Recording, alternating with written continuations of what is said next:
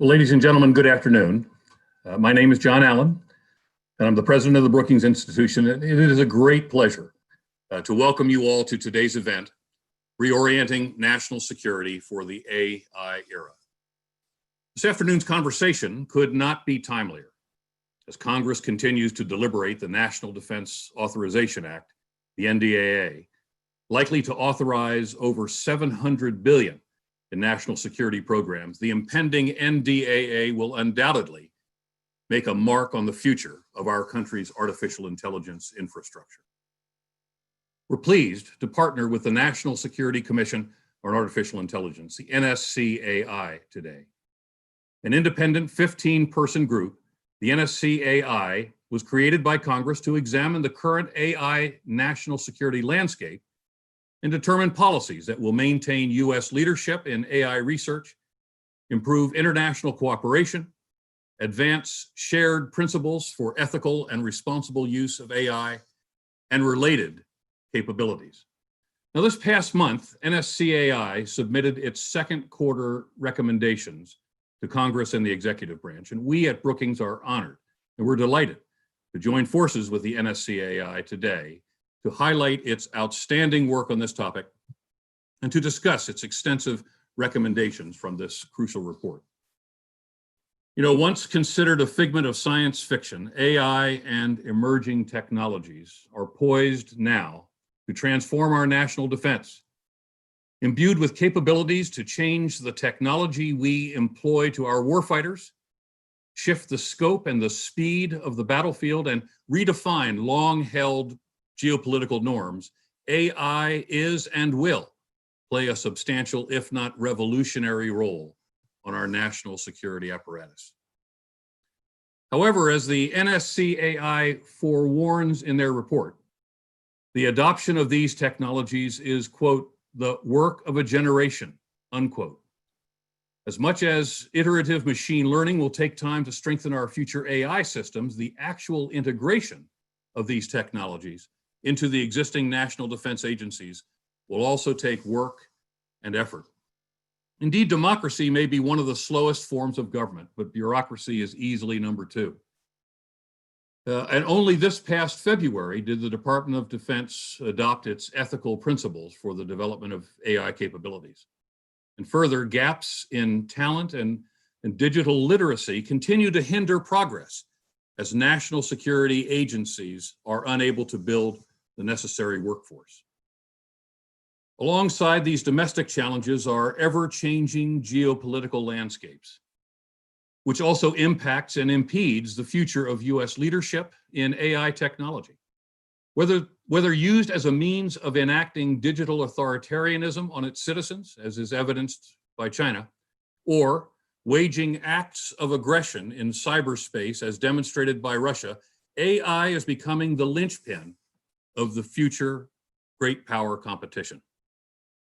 And moreover, the advent of the COVID-19 pandemic, which continues to rob lives and livelihoods, has also bolstered questions of what the future of U.S. leadership will look like, let alone international cooperation, and how it will be, especially as countries turn inward to focus on this domestic and not foreign policy challenge.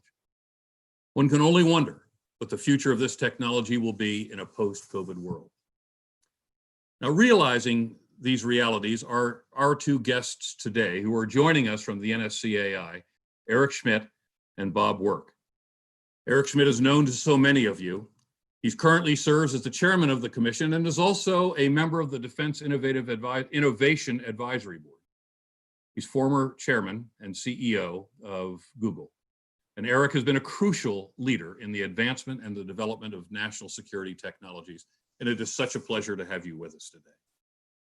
Alongside Eric is his vice chair of the commission, Bob Work. Bob has had a distinguished career in national security for so many decades, having served as the Deputy Secretary of Defense under Presidents Obama and President Trump. And I have to say with great pride that Bob is also a Marine. Bob, welcome, and thank you for being with us today. Let me also note that we were looking forward to hosting Representative Elise Stefanik and Representative Tom Langevin as well.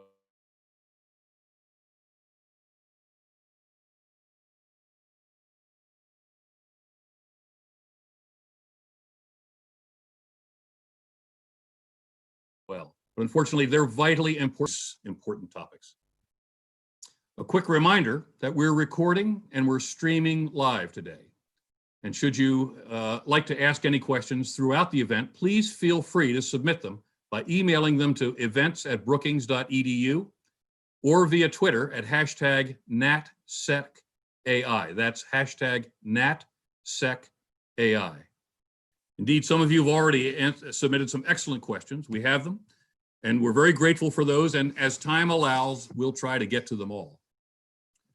Before we get to our discussion, I wanted to start by asking our two guests today, Eric and Bob, for some of their high-level remarks on the NSCAI, and then we'll go into the questions. So Eric, if I may, let me ask you first for some of your thoughts.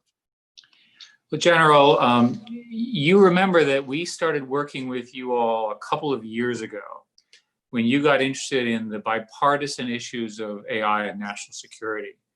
I can tell you that Brookings is the perfect place for us to have this conversation. And under your leadership and the staff you've assembled, we're going to see a big impact from the Brookings work in this area as well.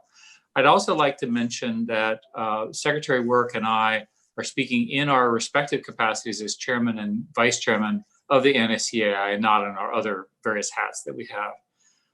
You know, over the last 3 months, we worked to develop recommendations that we believe address the geopolitical, economic, ideological, technological, and military challenges that we're confronted with today.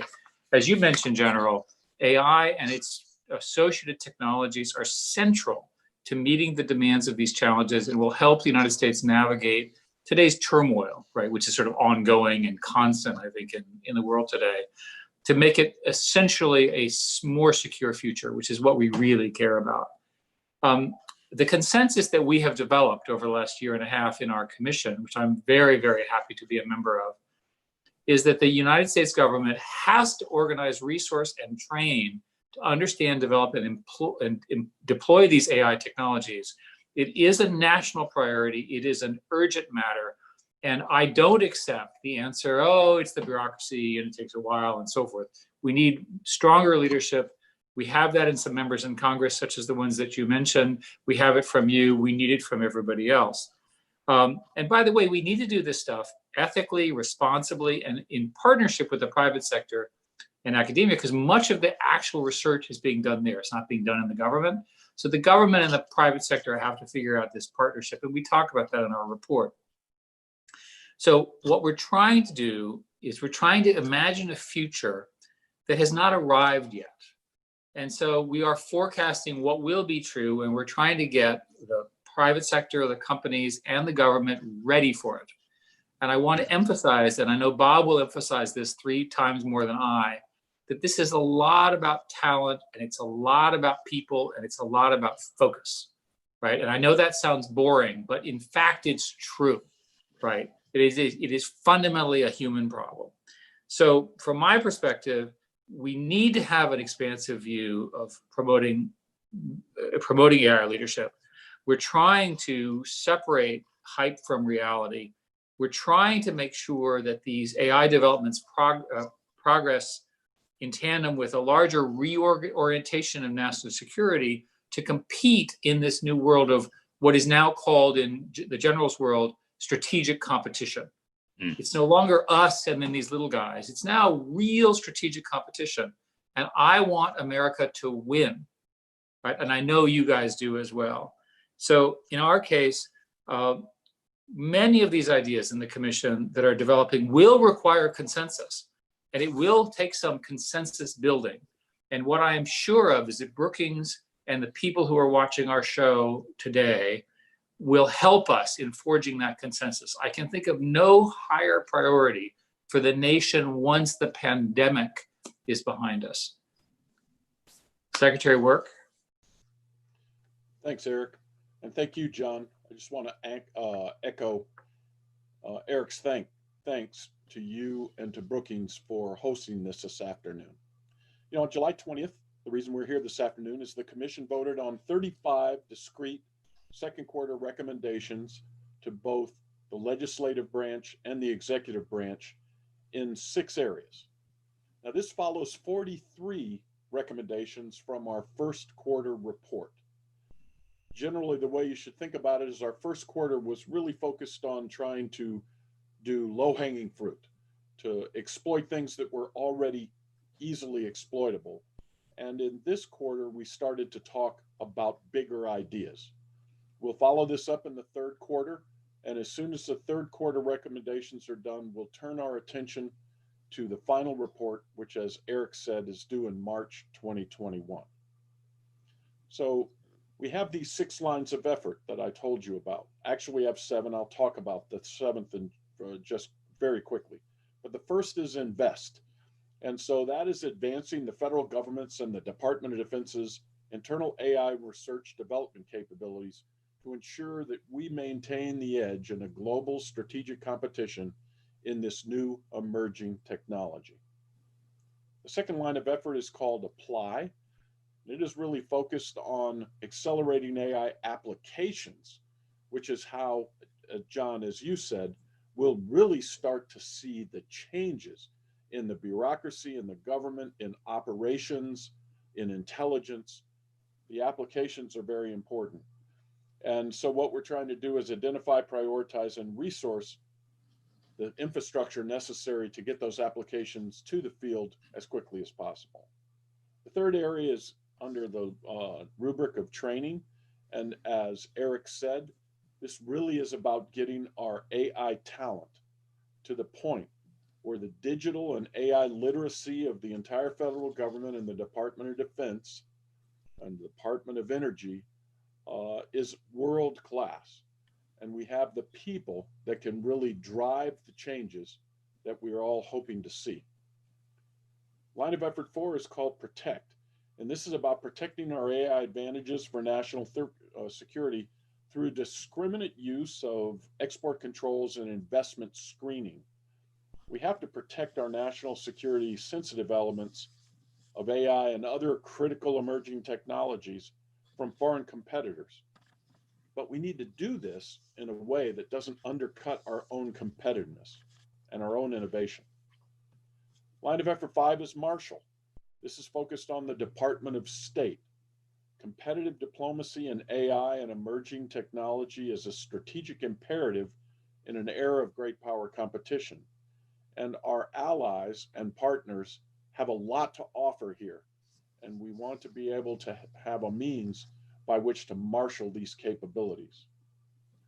The 6th area, as Eric said, the Commission is convinced that we have to be able to do this in an ethical way, responsible way, with close-in partnerships with private sector, academia, non-government organizations, and our international partners. So we have an entire line of effort on creating a framework for ethical and responsible development and fielding of AI. And what we're focusing on is it's one thing to publish these principles that many of the organizations don't know how to apply them. So we spent a lot of time trying to think through how organizations could actually apply ethics in a way that furthered their own mission as well as the broader mission that we're trying to accomplish.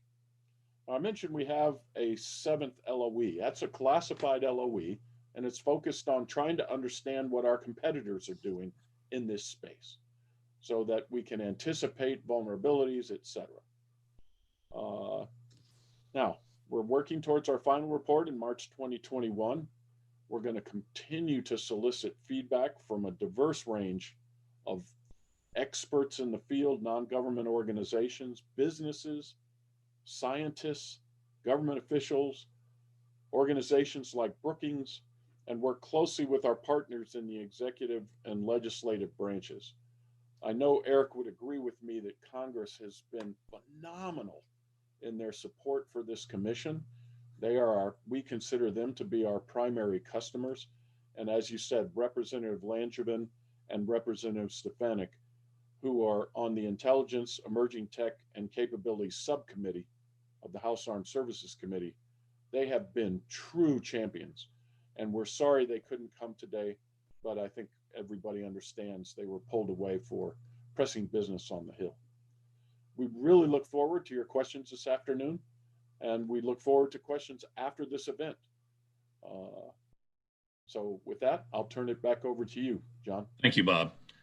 Eric and Bob, thanks very much for those opening remarks. And Eric, thank you for the confidence that the Commission has that Brookings can help you in the work, but also help to continue the work as time goes on.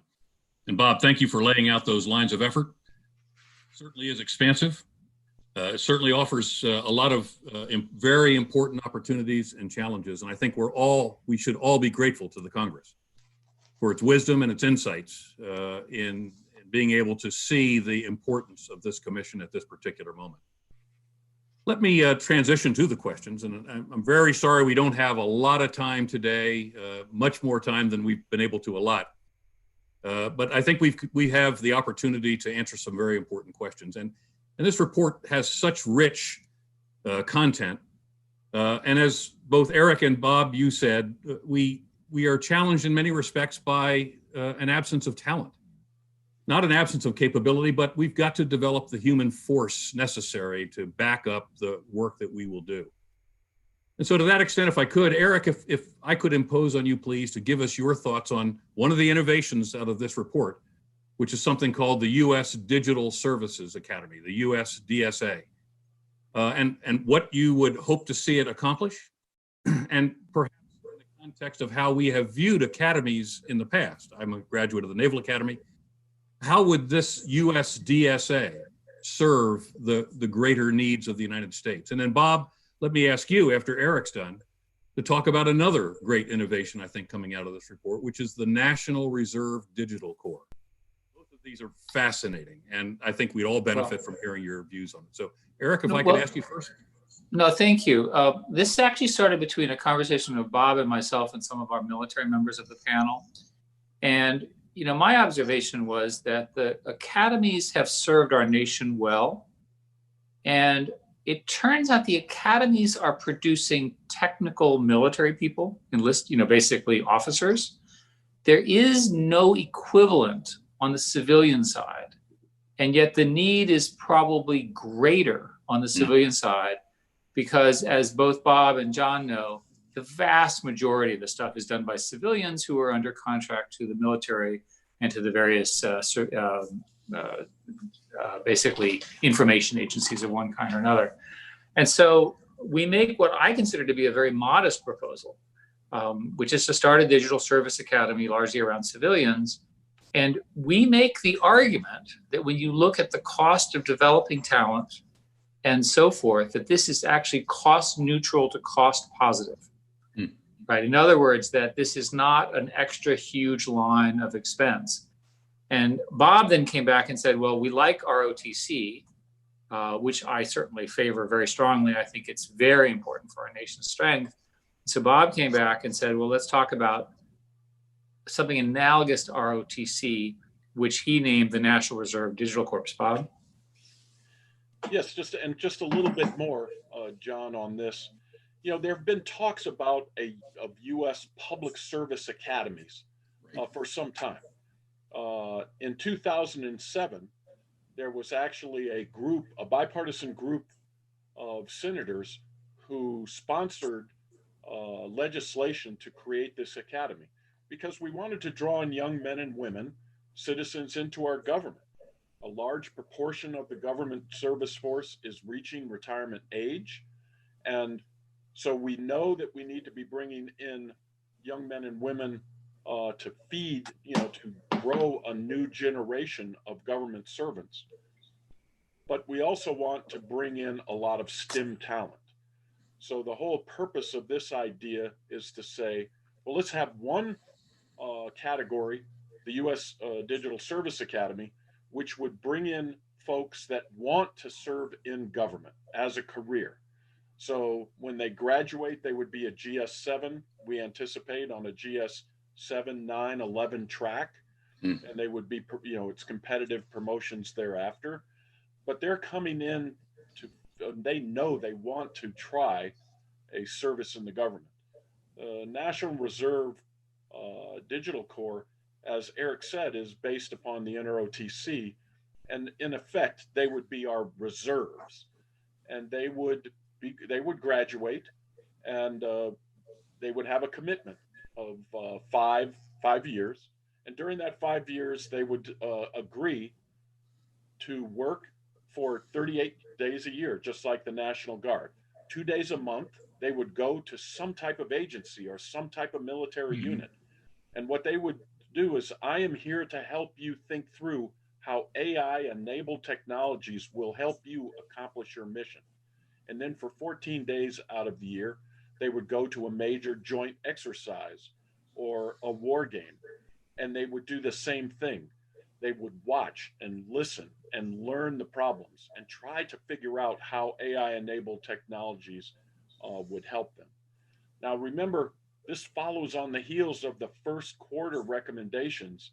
And the first quarter recommendations were saying, look, we think we have a lot of talent inside the military that we just aren't aware of. So one of the things that we recommended was we would actually try to grade. We would have like a programming proficiency test, like a language proficiency test. So we could identify all of the young men and women who serve in the government or the military and who have talent that we could then draw upon. The other thing we talked about was adding a computational thinking component to the Armed Services Vocational Aptitude Battery, so that we would know the talent of people coming in. So it's all of these things together, John, that the commission was looking at to try to increase the digital literacy and talent of the U.S. government and military, so that we are a world-class AI organization. Well, those are fascinating ideas. And as you say, Bob, and as I think we all have recognized from our time, both in and around the services, there's a lot of talent in the ranks of our services that we just don't know about. And we've learned about that. And you use the analogy of the language aptitude tests that we've been giving for years. We have lots of troops that have real language aptitude. My guess is we have a tremendous amount of digital aptitude in our ranks that we just don't know about. So that's a tremendous innovation, but I think the Academy is a great way to go. We've been thinking about those national security type academies for a long time, above a service academy, but even more important to all of the agencies, which is what this feeder would do, but also the Reserve Corps gives us some depth in the moment of an emergency and keeps them current. They're just brilliant ideas. So John, let me add one more point. So the canonical view is that the government cannot hire these people because they'll get paid more in private industry. My experience is the inverse. My experience is that people are patriotic and that you have a large number of people, and this I think is missed in the dialogue. There's a very large number of people who want to serve the country that they love. That's right. And the reason they're not doing it is there's no program that makes sense to them. So I suspect that if we can convince the Congress to make this real, and the president signs off, hopefully, then not only will we be successful, but we'll discover that we need 10 times more. The people are there. The talent is available, right? This is a fitness problem. It's not I'm not motivated. If there's anything I've learned in working with the government, and I know this is true of Bob and you, is people are patriotic. They really care. They want to serve. Eric, you and Bob have dished up, I think, a wonderful idea. And I hope the Congress is aggressive in following through on it, because it's both the time and it's the idea. Let me shift a little bit in the questioning now, as you both are so intimately aware, as we embark on an era of artificial intelligence and related technologies, ethics and fairness could not be more important.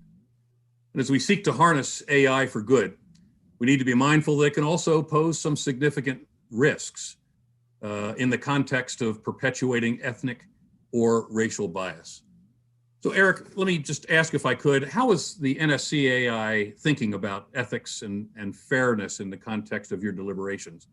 And then Bob, I'll ask you about how we'll seek to harness and harvest the great strength that is available to us in this country through our diversity.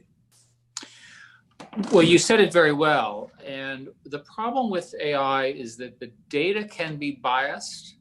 And it's also, as a technical matter, true that some of the implementation choices can have an unintended bias. That is literally the way the code works.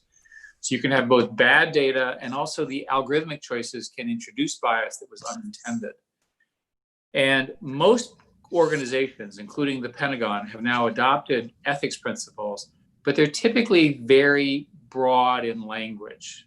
And frankly, it takes quite a bit of training and understanding. So we had the idea, and one of our commissioners, Eric Horowitz, did much of the initial work along with our support, was to try to write a paradigm for how you would operationalize these ethical AI principles. And so we recommend specifically that the national security agencies implement the paradigm that we've laid out in our document. The document's public. So everyone watching this, take a minute and read it, and does it make sense to you?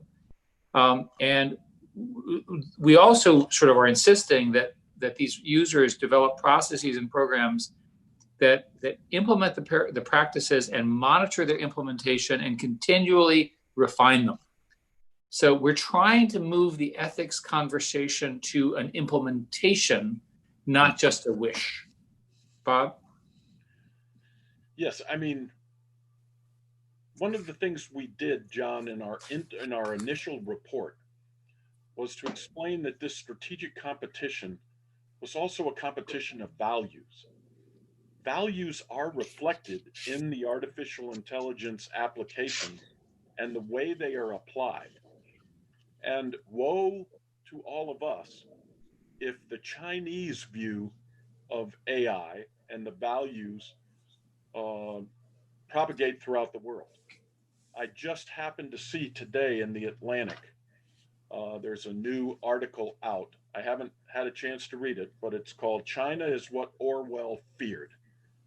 And its subtitle is AI Enhances Totalitarian Control, and China is now exporting it. So they're not just exporting technology, they're exporting values. And it is important, all of the commissioners are absolutely rock solid behind the idea that we need to maintain our values and our ethics and our morals in the applications of these AI. How do we protect personal information? How do we avoid using this type of technology to enhance governmental control of populations? So the commissions talk about this all the time. And as Eric said, Eric Horowitz has really helped us think through. He's passionate about this idea. And he said, we have to start to inculcate this idea throughout the government, which is what Eric was saying. We're trying to give them a template on how to actually implement these ethics. Now, we believe that we can do both in parallel, that we can continue to innovate as we debate ethics and debate the limitations of the technologies. And this is something that all of the government, every single cabinet department and chief technology officer and chief data officer has to be aware of. And so this is often one of those things, well, tell me how AI is going to help me kill that tank over the hill. The first question you have to ask is, okay, yeah, AI can help you kill the tank over the hill, but how can it help us avoid non-combatant casualties? Right. How can it help us avoid collateral damage? Because AI can do that too. So we're confident we can do this in parallel. Well, it's an extraordinarily important point. And I think one of the great differences between us and the other side will be as we consider the implications and the application of these technologies, if we just take a step back and consider first principles, and those first principles being our values, then that will guide us forward in the right direction. And that's such a powerful outcome of the commission, is constantly honing in on that issue of values. So let's talk a little bit about some of our opponents. The United States and its allies are by no means alone in looking to develop advanced technologies, and China and Russia and other rival powers are seeking to create cutting-edge capabilities that not only have application on the battlefield, have application in strategic influence operations, but also, sadly, and too often, that technology is used to repress the rights of minorities and other human rights dissidents.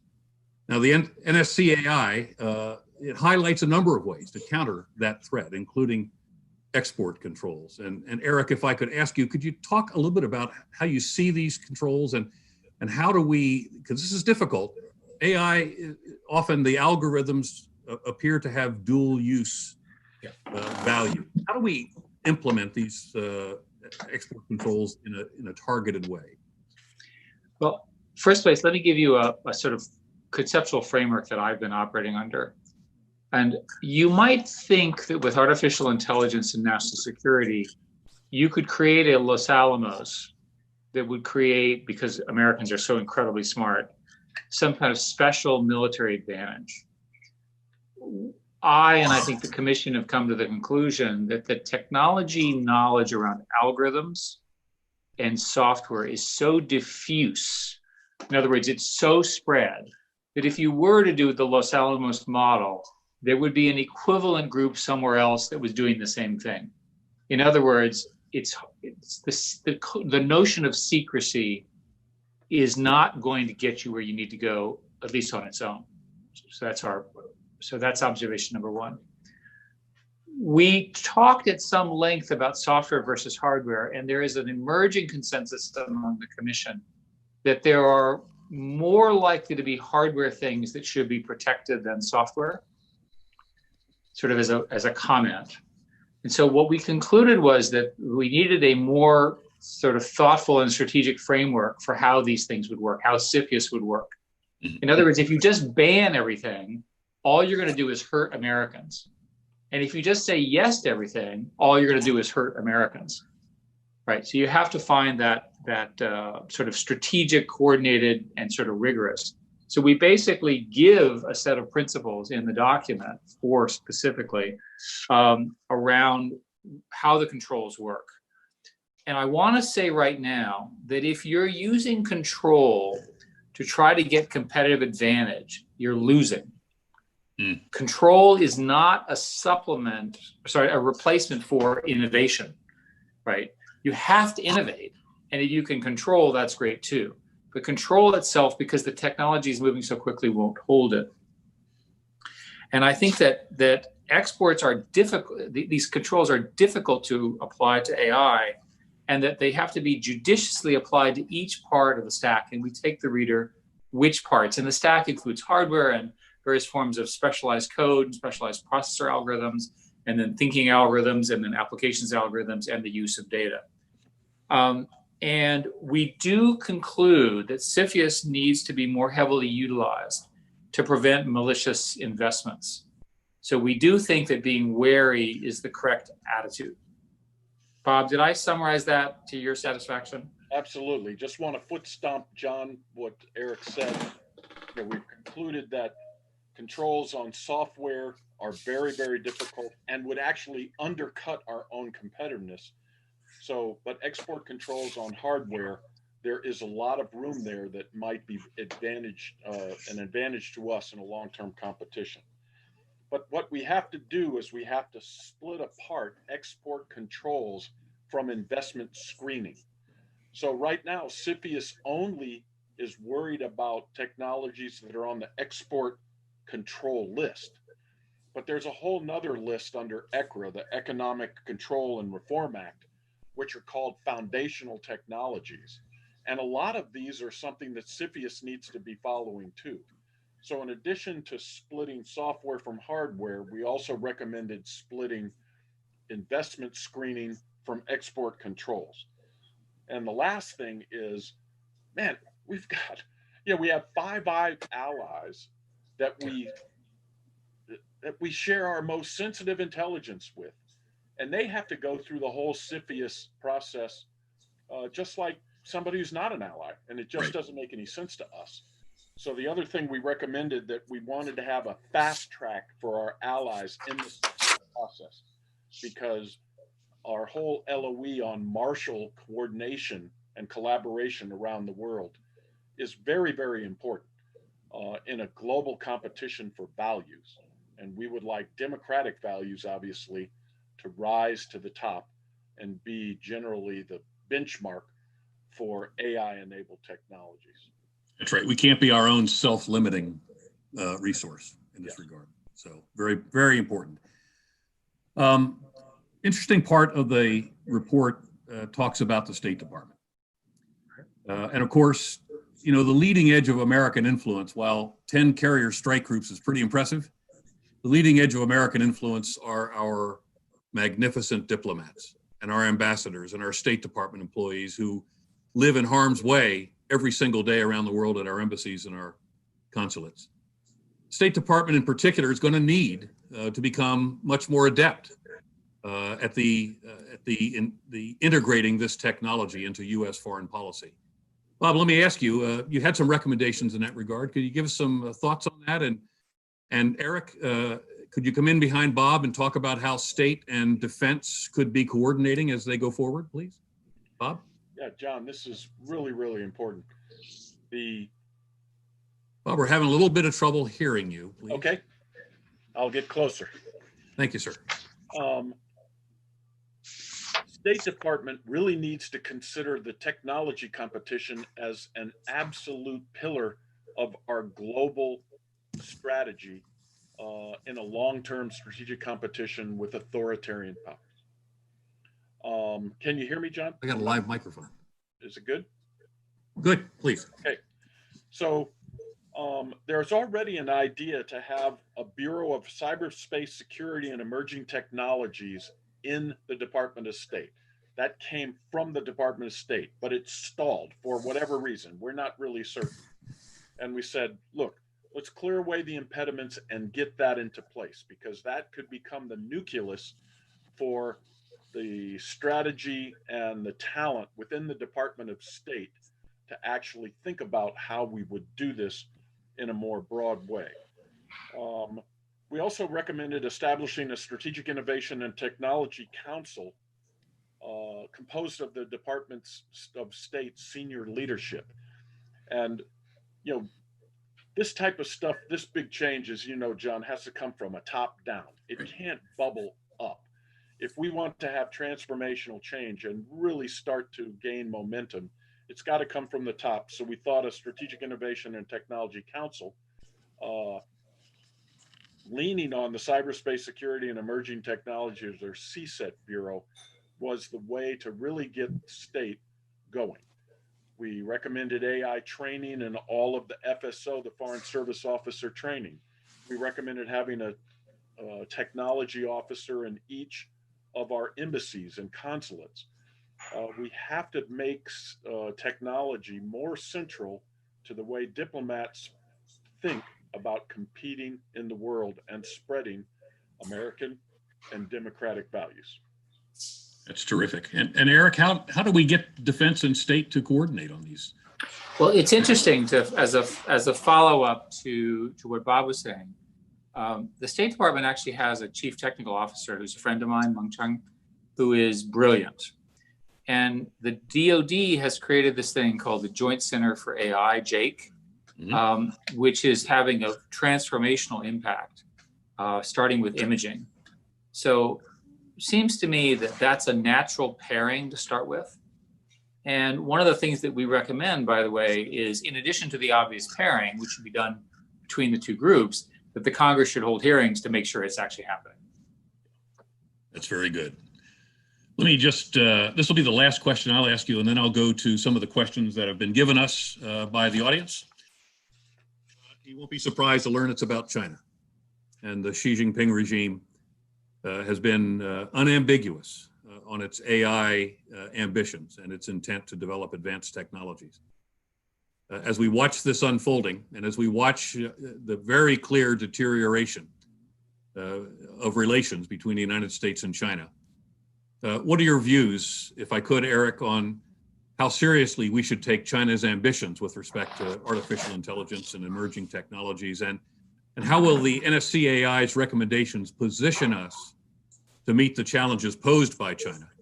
And then, Bob, let me ask you to come in behind Eric by answering the question that the UK has recently joined the US in banning Huawei from its core telecommunications infrastructure. Should the U.S. and the United Kingdom continue pressing other democracies to adopt similar measures? Eric, please. I was in China right before the COVID crisis, and I became quite alarmed that China has managed to simultaneously solve the problem of identity in the form of face recognition, e-commerce in the form of their billing system, mobile phone, and convenience. And that integrated system provides value to the Chinese citizen and also value to the state in terms of surveillance. If you simply extrapolate from that system and you take China at its word that they want to dominate AI by the year 2030, you could imagine a system which is both brilliantly powerful and brilliantly constraining, invented by the enormous investment that they are proposing and indeed making. We need an answer. And our answer is in the outline of the report that we've given. It starts with partners. It starts with talent. It starts with focus, and it starts with values. You combine all of those together to have an alternative. We have no choice. The game is afoot. It's happening. When people say, oh, that's fine, that's going to happen in the future, China's not very good, all of these things are false, right? China is now the leader in key categories. And I'm concerned that we maintain our leadership in the key categories we're already doing and compete with them in the ones where they're leading. The game is afoot. The competition is ahead of us. We need to take it seriously, and we need to act now. Bob? Yes, I can't agree more with what Eric said. And what our citizens and our representatives and senators and government leaders have to understand is this competition is much different than the Cold War. You know, the Soviet Union could compete in niche technological areas like nuclear weapons and space. But we just cleaned their clock in the broad panoply of emerging technology, digital microprocessors, information systems, etc. But as Eric said, China is our technological peer. And it will be ahead in some areas and we'll be ahead in some areas, but we're both going to be pressing each other like crazy. So, you know, in this type of competition, I'm always reminded of the old political saying is always run a race like you're losing. And I think it's just more important to do that with China in the technological and AI competition than anything. Now, one of the advantages of being the vice chairman is I can defer to the chairman on questions like, what about Huawei? Eric has been working extremely closely, has been speaking to people in government, in the executive branch, in the legislative branch, and our allies. So if Eric doesn't mind, I'd like to toss that ball back over to him because I think he would be able to give a much more cogent and insightful answer than I could. Mr. Chairman? Thank you, Bob, and I'll return the favor. So a little bit of the background on 5G is that we, over the last decade, have had a poor strategy with respect to 5G. We did not make available the right amount of frequencies in the right places for the telecom industry. We also allowed the majority of the industry to become outside a non-domestic industry. We essentially lost both the race in terms of spectrum, as well as the equipment suppliers and some of the technology base. That was a very strategic error because 5G is crucial to where we are as a society going to go and also how the military will work. So it turns out that the asynchrony and the synchrony of 5G allows for much tighter integration of autonomous systems, something which is crucial, for example, for national security issues without getting into the details. You can imagine what they are. So it just seems like this was a policy failure throughout the country. There are a number of solutions, but at the moment we're sort of playing a catch-up game. We're saying don't use Huawei because there's evidence of Huawei's misuse, if you will, And there's a broad consensus that Huawei can be misused by the Chinese government and others. But we don't have a strong alternative. There's a number of proposals floating around of how to do that. I'm strongly in favor of getting more frequency available to the domestic suppliers. And if you're confused about that, think about how slow your phone is, and then imagine that you want a phone that's a gigabit phone. And 5G has the technical capability of delivering that to 80 or 90% of Americans. And it can be done in a relatively small number of years, and it can be done economically. So that's why this is such a big deal. Well, thanks for that elaboration. I think an awful lot of folks just don't have that kind of detail, and that's very important for us to have. Let me, if I may, we've just got a few minutes left, and I'd like to go to some questions from the audience. Eric, could I ask, please, because it's on everyone's mind every day, how has COVID impacted the NSCAI and its policy recommendations? Well, frankly, we just went virtual like everybody else. And I think that we're important, but COVID's even more important. I am worried that the government collectively's response has been less than optimal, and that there are plenty of examples where AI has helped in the research and so forth for cures to COVID. So for example, virtually all of the interesting RNA modeling is being done on AI platforms. Almost all the interesting drug discovery is being used on AI platforms. But frankly, we just need to get this thing over. An awful lot of people are being harmed. Bob, have you seen, as you've looked out across the waterfront, so to speak, countries, other countries than the United States using AI or affecting AI policies that have been helpful in flattening the curve with respect to COVID? Well, in a negative context, the Chinese strategy, which was essentially a forced app, and then the use of machine learning and data to violate your privacy, to figure out who you had in contact with, to essentially enforce contact tracing, worked. I'm not advocating that for America. I think it's a violation of our values. But we have not tried in America to do things using AI at scale that preserve our values. So we are, again, not innovating in this area. Bob, any thoughts? No, I can't add anything to that. Let me go to a second question. This is obviously a national security commission. And there's a lot of conversation about how AI will affect warfare as we go forward. And so, Bob, let me ask you, and Eric, please come in. We've talked about the generational issue, that it's going to require long-term integration of capabilities, but is there, as you think this through, a definitive effect that AI will have on both conventional warfare and, very importantly, and we've talked about this in other conversations we're having, the potential for nuclear warfare? Well, I think we're learning as we go, but our hypothesis is that the widespread injection of AI-enabled applications and autonomy into U.S. combat control systems, command and control systems, all of these things will lead to something that we refer to as algorithmic warfare. It won't change the nature of war, but it will change the character of war, where algorithmic competition becomes central to the military competition, and the side that has the best algorithms and employs them in the most innovative manner to gain advantage on the battlefield is really going to have an enormous advantage.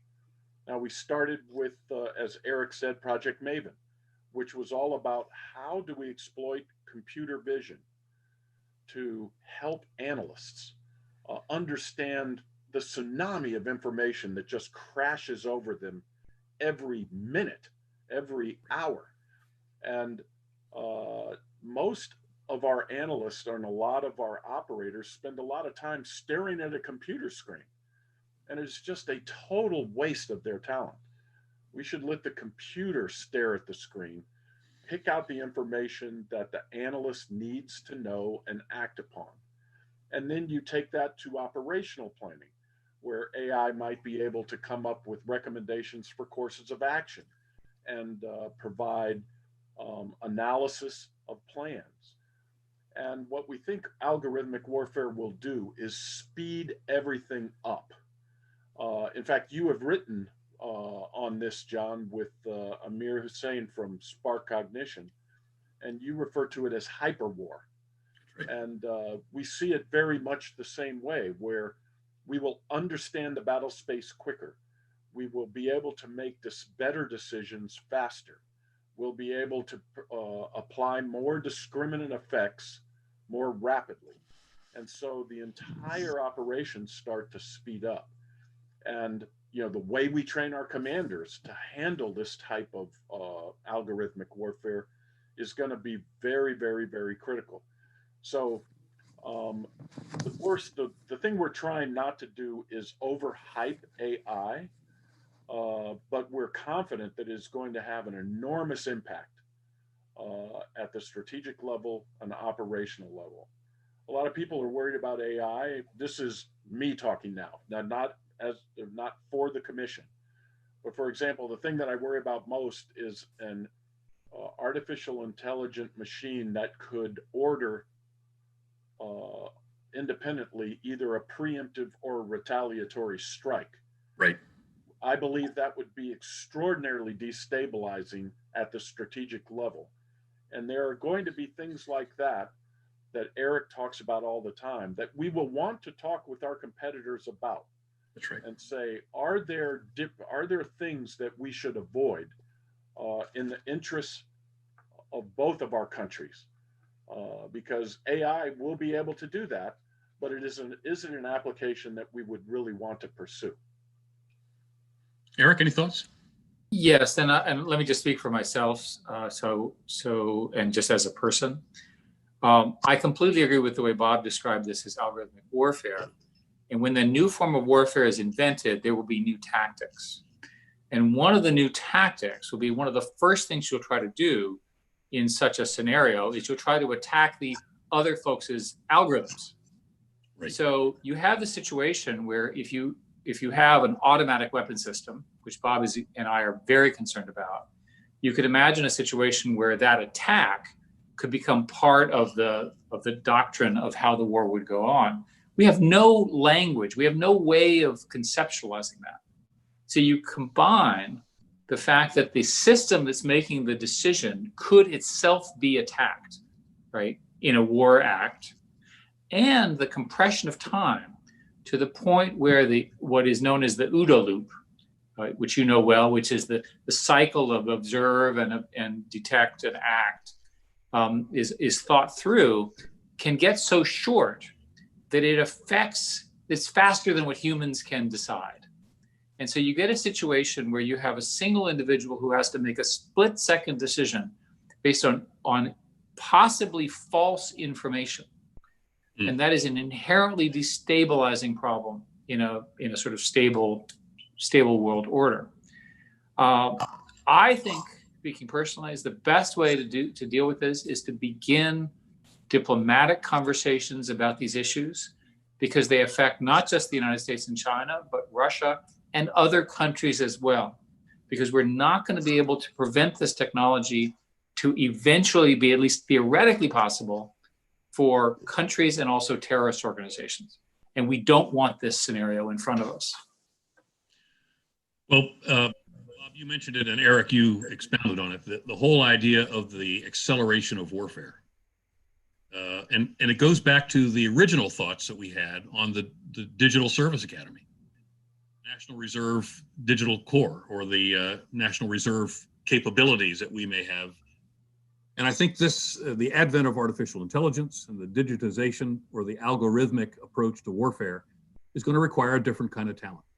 And it's going to also require not just a different kind of talent, but also a different kind of education and training.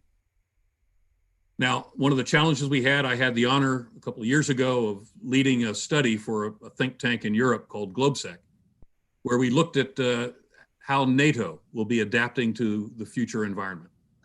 And one of the things that we concluded was, while there will be real challenges for Nato, and this is part of a question that we've gotten from the audience, one of the greatest challenges that NATO will have isn't going to come necessarily from opponents.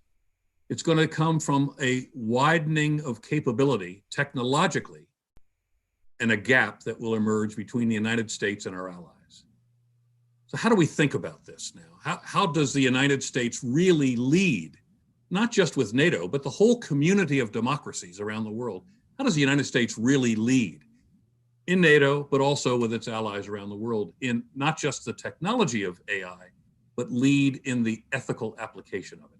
And I think this will probably be our last question. So please, both of you, this is a great opportunity to finish up on values. Yeah, Bob, why don't you start? Well, the key thing in this is because each country has its own kind of moral and ethical frame. This is not something that the United States can dictate to its allies. This has got to be developed and collaborated with our allies. You know, Eric and I used to joke that, you know, right now we have the 5 eyes, like eyeballs, and they're our closest allies. But what we really want is about 50 eyes, AIs. And we want us all working together. Democracies, we want our values, all of our values, to be manifested in whatever we do. And this can't be somebody dictating, because everyone will have a slightly different moral and ethical frame, and we will have to debate these issues, and they're going to be contentious. We see this right now in the UN Council on Conventional Weapons. You know, each country looks at it this differently, but I believe that's one of the reasons why in our Marshall, we really focused on the State Department, because the State Department has to lead this, not the Department of Defense. The Department of Defense should be right next to the State Department, but together we can really, I think, tackle this problem and make a lot of progress. Thank you. And Eric, your last word, please. Yeah, John, I was going to suggest that this is a pretty good task for Brookings. You know, that building these multi-stakeholder agreements requires patience, diplomacy, some time, and some sort of idea sharing.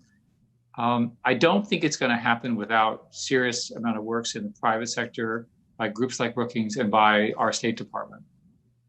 If I were to do it, I would try to pick the 10 countries that are likely to move the ball forward in this space and see if you can build a workable consensus among them on some of these issues.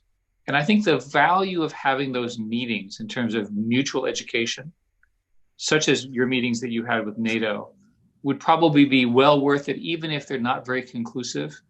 This stuff is so new. People think they understand it, but they don't really. After it gets explained to them, they get depressed because it's so complicated. It's a new paradigm. It's a new era. It's a new epoch for how people will work with AI and learning systems. There's a lot of things that can happen that people don't fully understand when the system is learning.